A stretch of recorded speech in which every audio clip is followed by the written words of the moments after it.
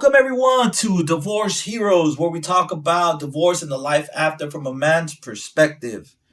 I am the divorce hero in the studio with my very good friend, the victorious one. What's up, everybody? How you guys doing tonight? It's Thursday, dog. It's Thursday. We're on Thursdays now. Thirsty Thursdays. And I'm sipping on my water. And I'm sipping on a beer, and I don't want you to look at me sideways when I'm sipping on my beer. I just got off of work. I work long hours. I'm tired. You deserve a beer. I deserve a couple. And a shot.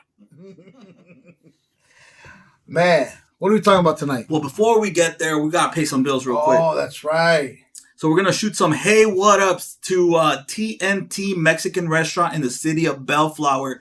Yes. Guys, if you're ever in the Los Angeles area, you need to hit up my very good friend's restaurant, TNT Mexican restaurant in the city of Bellflower, and let them know Divorce Heroes sent you. You're going to get absolutely no discount, but just let them know we sent you.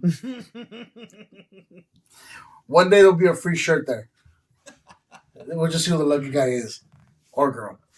And then a big hey what up to Legal Avenue Paralegal Services. Guys, I would highly suggest you check them out. If you don't have the money for a lawyer right now, which I would suggest you do it anyways, because a lawyer's going to charge you a good $4,500 for your arm and a leg. Legal Avenue, I think you can get a lot of stuff done for $500 around there. I know somebody got fully divorced for like $1,100. So $1,100? The whole divorce? The whole shebang. Oh, wow. But they were only married a couple years, so. It doesn't matter. They didn't split assets or anything like that. So they didn't go to war? They didn't go to war. Okay. So it's still, because most of the time a regular divorce is about $3,000. Yeah. 35 if you go to a lawyer. Oh yeah, definitely. If you go to a lawyer, they charge you just to text you. Yeah. So Legal Avenue, check them out. I think they're in Whittier. Where the girls are pretty? Where the girls used to be pretty. Tortas and shit. And we got to shoot one big hey what up to Red West Pizza in the city of Wilmington for no damn reason. They just got really good pizza. They got really good pizza. So. All right, guys, that's in the greater Los Angeles area. If you're there, check them out. So we're going to get into going to work while you're going through a divorce. Episode 6 already, huh? Is that episode 6? Yeah. Episode 6. Going to work while going through a divorce. Oh, this is a good one. Bro, I went through that one. Did you go through that? I did go through that one. Yeah. It was awkward. It was for me, it was awkward because knowing what's at home, right? Right.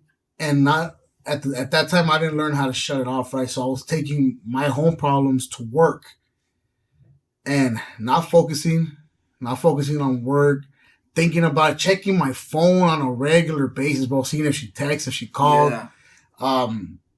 Yeah, you're out of the loop. It's hell, bro. It's like you can't focus on work, you can't focus on home. You're wondering what she's doing. Did she go to work today? Did she get a call from homeboy? Are you guys still getting divorced? Did she change her mind?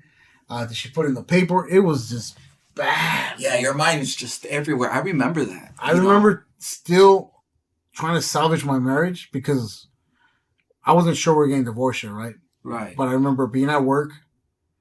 And we worked in Paris, me and my partner, right? And I'm like, city of Paris in Riverside, California. Who? The city of Paris. No, in Paris, like Parejas. Oh, in Paris. In Paris. Yeah, your Chicano accent came through there. Yes, it did. Very much. Okay, thank you very much. So so you worked in Paris. So you had a work partner. A work partner. Okay. And I just remember telling him, hey, bro, can you handle this? I got to do some stuff. And he did, right? But he noticed I was, which I think we talked about that too. You let a few amount of people know what's going on. Right. But he saw what I was doing and he's like, you good? And he caught me ordering some flowers to send her some flowers, right? Yeah. Just trying to do damage control. Hopefully, It's just, bro, it's a place that you're in limbo. It's limbo. That's the best way I can describe it. You don't know what's going to happen. It sucks. You don't know the next step. You don't know when the court. You don't know if she did. You don't know if she changed her mind. And you can't concentrate. So I would say having a good work partner, if you work with someone, is a good idea. Yeah. Sometimes strangers are the best persons to talk to, right? Because they don't really know you. They don't know you. And they're not biased, and they'll tell you how it is. Like, hey, fool, you fucked up, or nah, she fucked up, or she's in the wrong. So thank God it was this older white guy. Daryl, what's up, Daryl?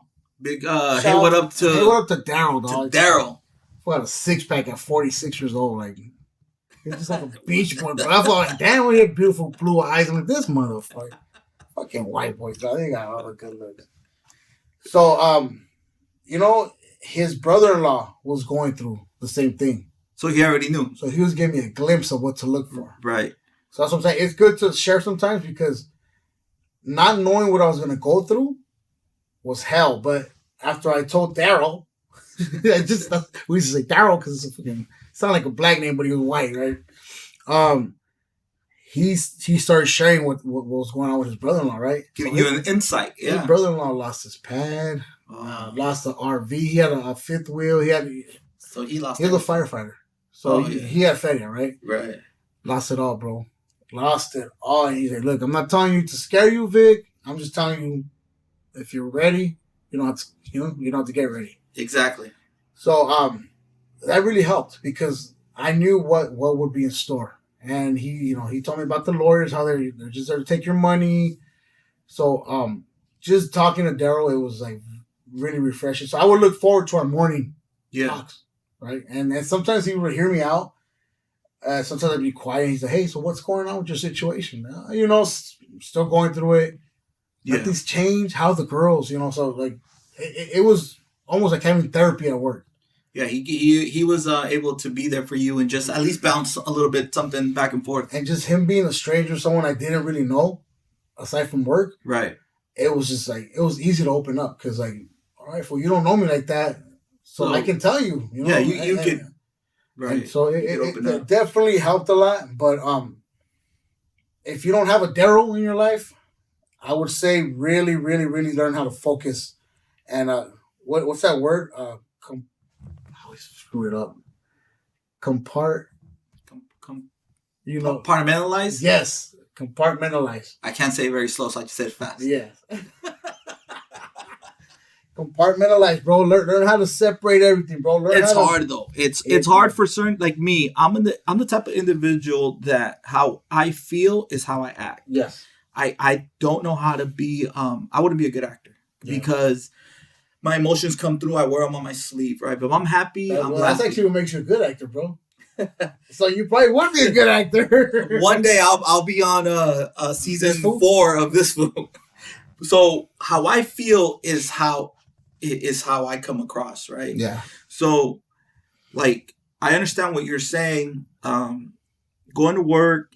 If you find, I would say let your coworker. First of all, don't get fired. No, keep your job. Keep your job. That's number one. You're gonna need your job. You're gonna need. You can't go to court saying you don't have a job because then the judges will be like, "Go get a job." Go get a job, right? This is not the 70s or the 80s where they just dismiss it no more. Like they're gonna put you on some kind of program. Yeah, you're gonna have to listen. You're gonna need more help than just divorce heroes. Yeah. So keep your job. That's number one. That's your number one objective when you're going to work while you're going through a divorce. Number 2 would be let your coworkers know, like you did, right? You don't have to tell everyone, but your immediate coworkers that are around you, go ahead and let them know. And you don't have to open up too much. You don't have to give them all the details. You can say something simple. Hey guys, just giving you a heads up. I'm going through a divorce. My mind isn't all here. I'm feeling a little distant. I'm spaced out. You really have to let them know though, because other way you're gonna come off as a dick. And you will come off as a dick. Yes. So this way they understand. I remember when I was going through it, I let Daryl know, and I let my other homie Raul. Big what up to Raul, bro. Fucking. Hey, big what up to Raul. He's a cholito with the cliff fucking chin. He had a little asshole in his chin like that. So you're gonna shoot him a big hey what up, and they're gonna make fun of him. Yeah, that's what we do. But no, this fool, because he had been through it too, right? So 2 perspectives. Daryl was very encouraging, very showing me the ropes, what's going to happen. He's like insightful. The ghost of what's to come away, right? Right. And Raul was like, fuck that bitch, dog. You don't need that shit. It also mattered that Daryl was white and Raul was a fucking Chicano as fuck, right? Right. Fucking rockero from like La or some shit. He was fucking cholo. And he's like, bro, I've been through that shit. You got to get the, what's that from? The FL 150. Get the FL 150, fill that shit out. And you better tell everybody, them everything you spent on those girls. And I'm like, bro, it's like going. So this guy was like, go to war. Right. And Daryl was like, look, bro, it's going to happen this way. just be ready for war. Exactly. So it does matter who you tell. Either way, Raul just set me up with. I learned about the FL-150, which guys look that up.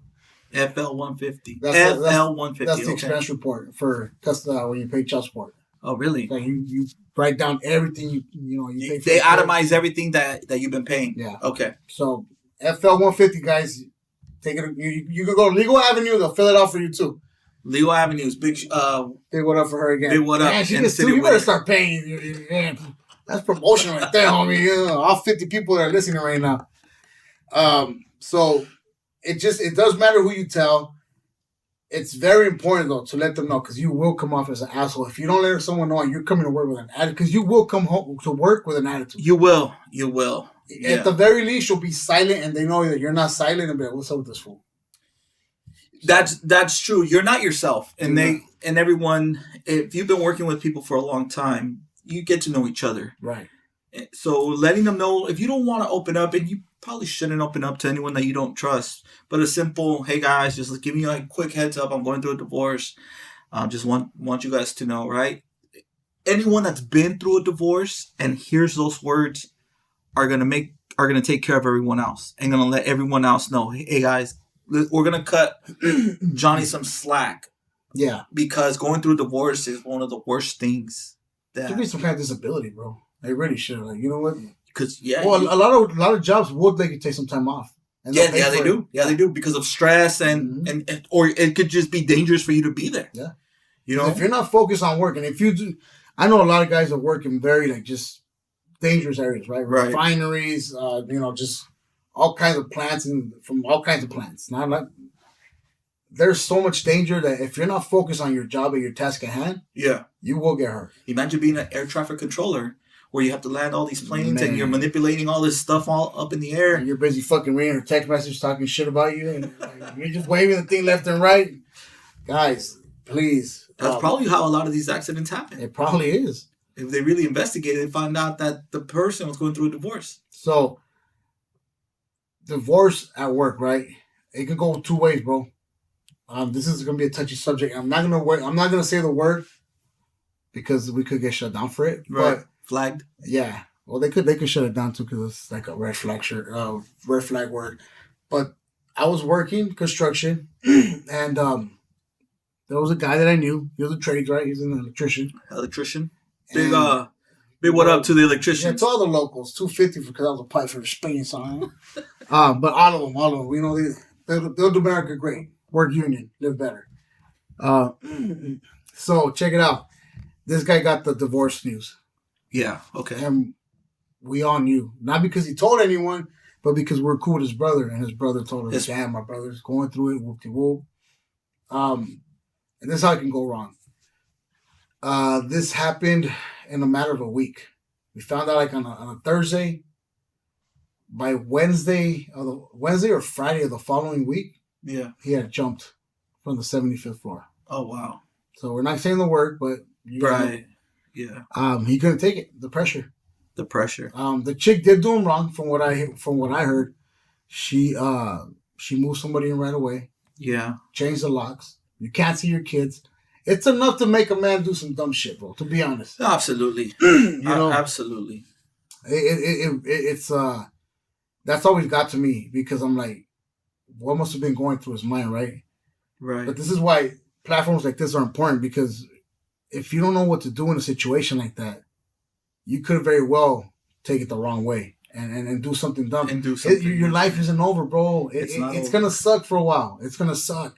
Especially if you're making union money, bro. But you know what it is, Victorious, is you somehow believe that you're the only one going through that. And it does feel like that at times. Right. You feel like no one understands you. Why me? And you look around you, and you might not know that there's a lot of people out there in the world that are close to you or not so close, right, but have experienced what you're experiencing at that very moment. And that's something that my wise father told me. What did he say? He said, "Son, just know one thing, that the world is full of people, of men like you that have gone through a divorce and are okay now. You too will be okay."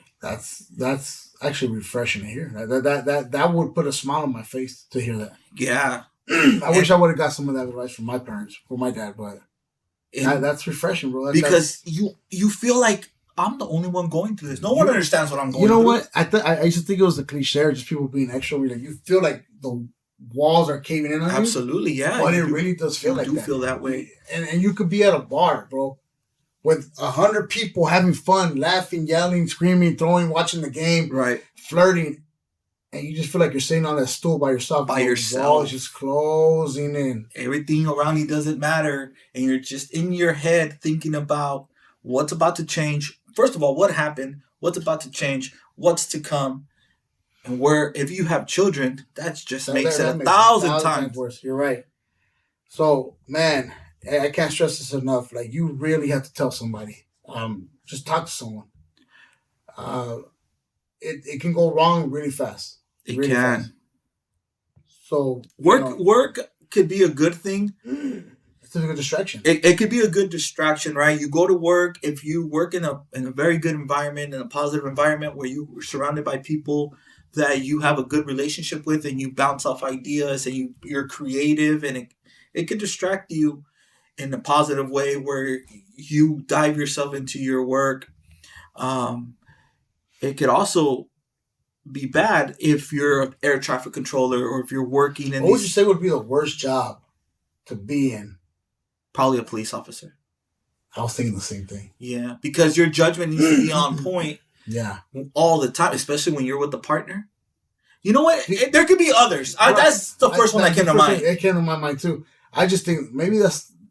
And I am not against police officers. Oh, I love police officers. Yeah, I'm not against them. Whenever I'm in trouble, that's but I there's some asshole ones, right? And, of course. And you think, like, I wonder if he's going through this shit. That's true. And then they also say that police officers, nurses, people that work long hours, the shift workers, right, they're more likely to have divorce. A lot higher.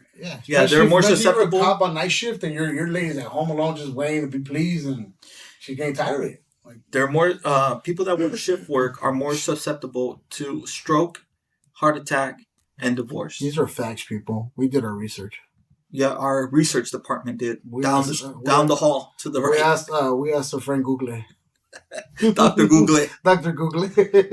But no, it's true. Yeah. You never know. See, and this brings me to this point where when I was when I was going to work. Mm-hmm. Before my divorce, there was a guy at my job who he was hot and cold. Sometimes he'd be in a good mood, mm-hmm. and we all joked around. Where a lot of us are former military, mm-hmm. and we all joke around. And then sometimes he would just not be in the mood, and you say something, and he would snap at you. Yeah. And I used to criticize him a lot. Yeah. And I thought that was very unprofessional. I thought that was wrong, and we knew that he had trouble at home, right? It had gotten out that we had trouble at home. You hadn't gone through it yet. I had not gone through it. I was young, and dumb, like you say. You were just naive, and I just had no clue. And I thought, hey, you check that attitude at the gate. You come in here, you're ready for business. And in essence, that is supposed to be. Yeah, you should do that, right? Right. That's regardless if you're going through a divorce or not, even regular day-to-day stuff. Little did I know what this man was going through, right? I criticized him. We got into some altercations, verbal altercations, and I let him know what I thought, and it just whatever. Well, now I'm going through it, right? And I just realized, man, I owe this man an apology, right? A huge apology, because I had no clue what you go through when you're going through a divorce, right? And I pulled him to the side, and not only did I apologize to him personally, I told everyone else. I had no clue what this feeling was, and what goes through your mind, and it's just, I wouldn't wish that on my worst enemy, especially when you have children. Yeah, it's a messed up feeling, bro. It's a messed up feeling. Like I said, sometimes you're gonna get some really good backup at work. Sometimes you're gonna get some bad advice. be careful. Again, be careful who you told. Even if somebody overhears. So I'm gonna make this one quick because I don't want to get in trouble. But I had a big comes some white boy. In my defense, he was like a Nazi bro. He used to wear like fucking red suspenders and the what do you call those the Doc Martens? The Doc Martens with the laces and all that, right? He told me, you saw her dress on the weekend. I was like, well, you don't want to know how I dress. I'm Ben Davis. But he had overheard, right? I never told him I went through a divorce, but he heard through the grapevine. Mm-hmm. So one day, he was in a bad mood. And, I'm not one to, like, just take shit. I'm like, bro, calm the fuck down. Like, hey, for you, F you, bro. Like, you're the one's going through a divorce and this. I'm like, well, so I'm thinking in my head, like, how does this fool know? Right? Cheese man. It happens. Workplace gossip. What really, and you could talk about my mom, you could talk about my girl, you could talk about me. It doesn't matter. This fool talked about my kids. He's like, your kids are going to be fuck-ups because of you. Because you couldn't keep a marriage, you fucking lame. And bing, bing. Wow. Okay. Yeah. Dropped his ass. I was surprised because he was tall, but he was skinny, so like, I knew something was. I grew, hey, bro. I got jumped by 20-foot dude, like that. I was there. I saw it. 24 dude, guy. Shit. Now I say what's up. So now we kick it. Now we fucking work out together. Now we're all friends. Now we're all friends. Now I support his music. But I say this to say this, bro. I had a big come up, bro, and it got to me. And it could have been worse. Right. I got to let go. Cool with it. He snitched. It is what it is. But that's that's a very small decision I made, and look at the consequence, right? I lost a good job because of that. Because of him, yeah. But that's so then like there's so many things that could go wrong when you're going through a divorce and you're going to work. And if you don't, if you're not focused on the task at hand, which is keeping your job, we just said that, right? That's number one. I didn't keep my job. Yeah, keep your job. Then it's gonna go all bad. Thank God, bro. I landed a good job, and after that, and I remember I came to you. You did, yeah. I came to you, and you told me about these programs for mortgages, and I got back on my feet, bro. Right. But not everyone's so lucky, right? Not everyone has the same opportunities. Not everyone can do the same things. So, fellas, I mean, as much as you're going through it in your day-to-day life, try to keep this stuff away from work. Try to separate it. If you can't, at least try to control it. You have to minimize it. You're not gonna get away with it. You're not gonna just get rid of it, but you can control how much you let it out. Right? You can block phone numbers. So if she's constantly texting you, you know how to just block them to the end of the day. You don't have to focus on that because that was another big thing. All her toxic messages. Yeah. You effed up. Watch, I'm gonna take you for everything and blah blah. And I remember reading those messages, bro. And I'm trying to do my work, and I'm reading, and I'm just like, one hand here, one hand there. It's not a way to live. You know what? And that reminds me of a coworker. Yeah. Who was going through a divorce, and he was getting those text messages. Yeah. And he was just losing his mind. I bet. He got up, and he told me, "Hey, come with me outside." Mm. So I went with him. He lit a cigarette. He was smoking it. He asked me if I wanted one. I said no. He was smoking it. He lit another one. And I'm just wondering. I knew he was going through a divorce. So I was just wondering, like, okay, what are we doing here? And he told me, I'm going to finish this cigarette. I'm going to go home. And I'm going to off this person. The one of the causes of his divorce. Right. And I told him, and like, hey, like, you don't want to do that. It's not worth it. Yeah. You need to think about your children. And he said, I'm at a point right now where I'm getting these text messages, and they're saying this. They're saying that I'm not a man. I'm a piece of this, and all this toxic stuff. And it's my ex-wife. Mm-hmm.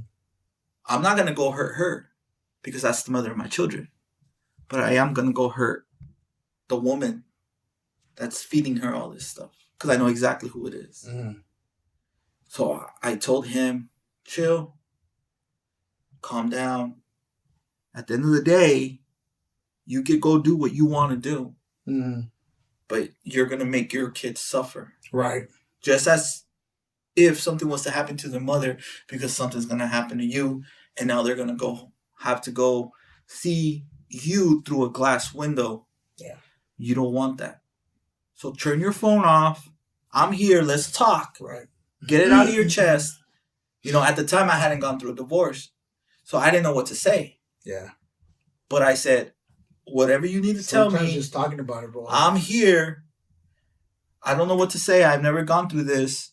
But I saw the look on his face, and I knew 100% he was for real. That he was for real, and he was about to leave work to go do something bad. Yeah. So he took some time. He calmed down, and then he kind of gathered his thoughts. He regrouped. But for that split second, if you wouldn't have talked to him, he probably would have. Yeah, man, it was real. Sometimes you're this close, bro. Like you really do need someone to talk to. That's what we're trying to get at, fellas. Like, you need someone to talk to. We like I keep repeating, we grew up, especially if you grew up in the 80s, right? We were taught not to speak about our issues. You're a man, keep it to yourself. You're not supposed to cry. You're not supposed to bitch. You're not supposed to vent. And that's all false. Like, you got to let it out. You got to let it out because, man, it's toxic. It's toxic for your body. It'll give you stress. It'll give you strokes. It'll give you constipation, everything. or it could just lead you to do something in a 20-minute rage that you're gonna regret for the rest of your life. If this man, and I'm not saying I saved him or anything, all I'm saying is if this man had done what he would plan on doing, because I knew 100%, I saw it in his face, he was gonna do it. Today, God knows what would have happened, where he would be right now. And I still see him from time to time. He no longer works there, but I still see him from time to time. But that, and then me going through my divorce is what made me say, hey, Victorious, we have to open up a platform to help people because sometimes you don't know who to turn to. You don't. Like I was very skeptical turning to you just because I've been screwed over by who I consider real friends, right? Right. Like, even though you've been solid since, man, we met back in elementary. Right. But just knowing that I got screwed over by my so-called homies, right? The ones that supposedly I was riding with. I was kind of skeptical about just releasing more stuff out there because we hadn't reconnected in a while. Right. It had been a while. But it turned out to be a beautiful blessing. And this podcast. Well, it's more of a platform. It's a platform. It's a platform. It's a talk show. It's a talk show. Because of this, look what happened. Exactly. And we're able. I really feel we're helping people, dog. Regardless of what anyone's saying or what we think, people are hearing this, and I see the numbers, and they're not like, oh my God, we're skyrocketing through the roof, but they're consistent. And if it's the same people, you never know what that one person that keeps hearing our program is going through. And if it's helping that one person, those 10 persons, those 3, 12, whatever it is. Whatever it is. That's all that matters. That's all that matters. I'm not here for the numbers. I'm not here for the YouTube award, the silver one. No, we just want to bring light to something that I feel and you feel was never talked about. It was never talked about. There was nothing out there for us. We learned it on our own, and it's time for us to pay it forward. What a better way, bro, to learn than going through it. It's time for us to pay it forward. So with that being said, guys, if you feel this is something that someone that should hear and would be beneficial for someone, share it. Subscribe, like, all that good stuff. And just make sure you just share it because we all know somebody. If you really think about it, we all know someone that's going through it. And like my homie DH says, that's his nickname, DH.